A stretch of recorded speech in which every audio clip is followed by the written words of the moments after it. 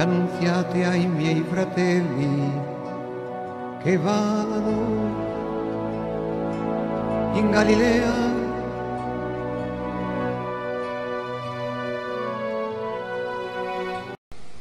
Quem é que vai para o inferno?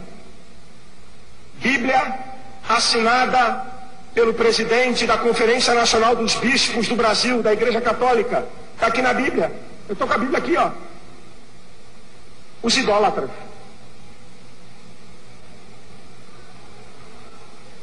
E o que é idólatra?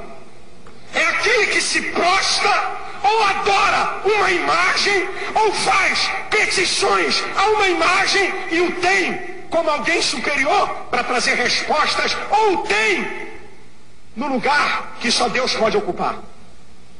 Isso é chamado idolatria. Eu estou falando aqui verdade. Se um dia você vê um padre dar uma entrevista na televisão com uma Bíblia na mão, me avisa para me dar os parabéns. Se um dia você vê um padre com uma Bíblia na mão e abrir a Bíblia para argumentar em qualquer programa de TV, me fala. E lá na altura do debate ele se virou para mim e disse assim: pastor, vocês evangélicos têm feito uma acusação contra nós, dizendo que nós somos idólatras, nós não aceitamos isso. Pastor, eu quero fazer uma pergunta para você. Eu sabia onde ele queria ir. O senhor carrega uma foto da sua esposa na carteira? Claro, carrego. Quando o senhor viaja, de vez em quando o senhor não tira aquela foto para lembrar dela? Perfeitamente, seu padre.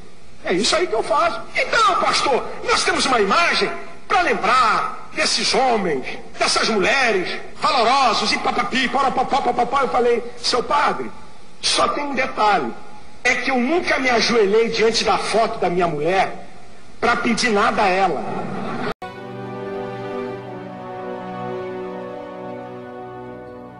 Andate ed annunziate ai miei fratelli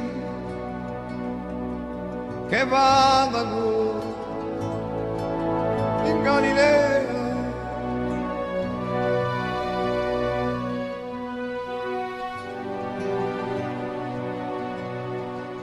Che là mi vedranno, che là mi vedranno.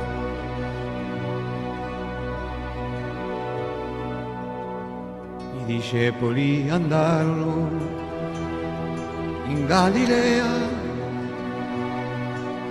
al monte che Gesù gli aveva indicato. Quando lo videro, lo adorarono. E Gesù disse loro: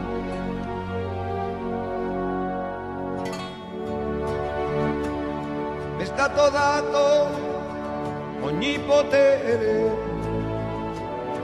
in cielo e in terra. Primeiro, quando no livro do Êxodo existe a proibição dada pelo Senhor a Moisés, ligada ao mandamento, não farás para ti escultura de tudo aquilo que está acima da terra ou debaixo bem do céu. O texto muito claro quando nós temos no capítulo 20 do Êxodo a prescrição dos mandamentos. A primeira coisa é: Israel vinha do Egito, mais uma daquelas culturas e civilizações politeístas. E em todas as civilizações politeístas, ou seja, que tentaram encontrar o caminho de volta para Deus por si mesmos, porque no fundo foi isso que aconteceu nessas culturas. Tentaram encontrar o caminho de volta para Deus por si mesmos, e aí falharam, porque aí foram multiplicando cada vez mais uma experiência mais vazia, uma experiência mais absurda, foram multiplicando os seus falsos deuses a partir de crenças ocas. Eu vou dar um exemplo. Sim. Em todas as culturas antigas, a egípcia, a persa, a babilônica, a romana, as forças da natureza eram cultuadas como deuses.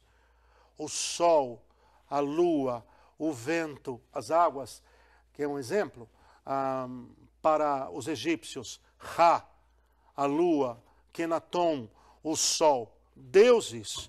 Por que que Por que o Gênesis vai falar que Deus criou o sol e a lua, um luzeiro para presidir o dia e outra noite? Para dizer, Deus coisa nenhuma.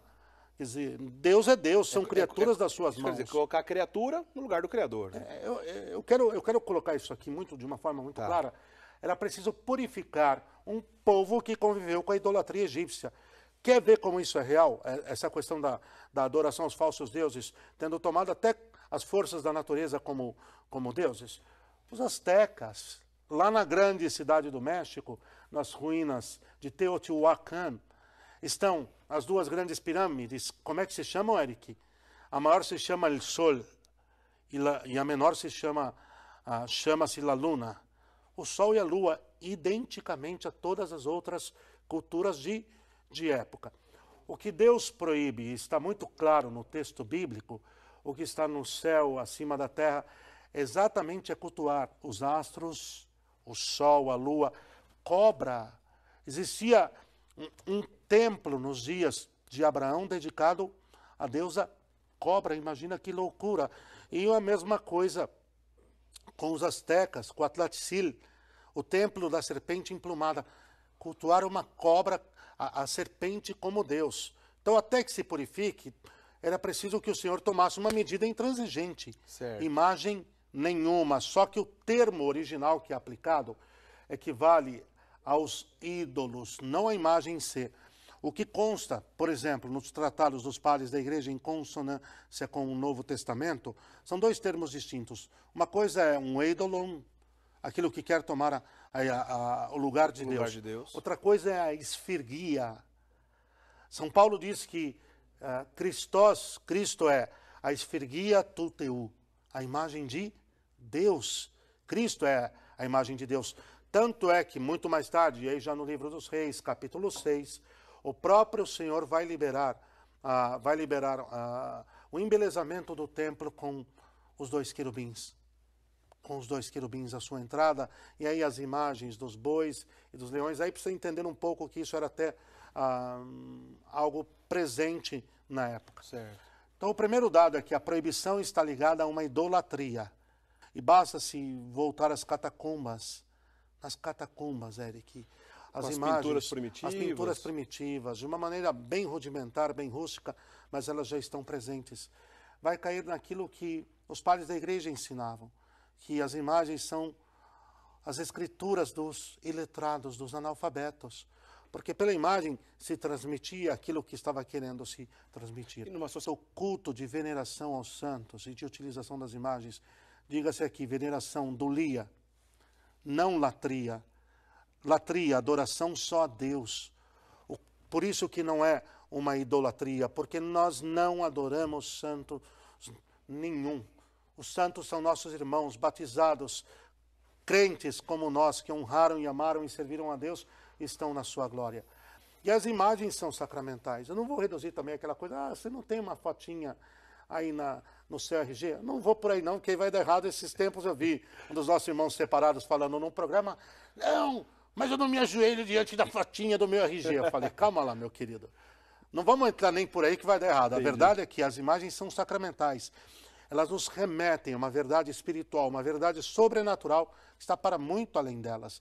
Abençoada e autorizada pela igreja desde um primeiro momento, com fundamento bíblico. A proibição é quanto à idolatria. Os santos não se colocam no lugar de Deus, mas são seus servos, são criaturas suas, e para ele é bom.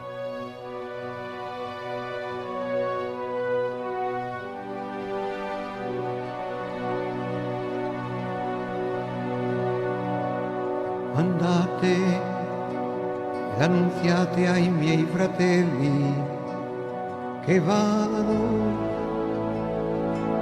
in Galilea.